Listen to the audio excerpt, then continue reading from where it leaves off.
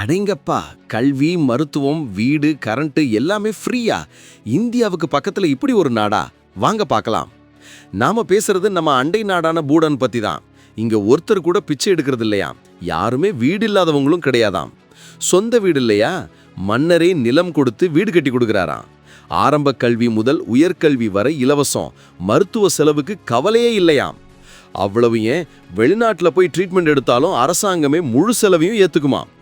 இந்த அளவுக்கு சலுகை கொடுக்கிற பூடான் அரசு ஒரு பெரிய கண்டிஷன் வச்சிருக்கு. அது என்ன தெரியுமா? நாட்டு மக்கள் வெளிநாட்டு ஆட்களை திருமணம் செய்யவே கூடாதுன்னு சட்டமே இருக்காம். அவங்க கலாச்சாரம் பாரம்பரியம் கெட்டுப்போக கூடாதுன்னு இந்த நிபந்தனையை கடுமையா பின்பற்றுகிறாங்களாம். மன்னர் குடும்பத்துக்கு மட்டும்தான் விலக்கு. 1999 வரை டிவிக்கே அனுமதி இல்லையாமங்க. வெளிநாட்டு கலாச்சாரம் உள்ள வரக்கூடாதுன்றதுல எவ்வளவு தீவிரமா இருக்காங்க பாத்தீங்களா?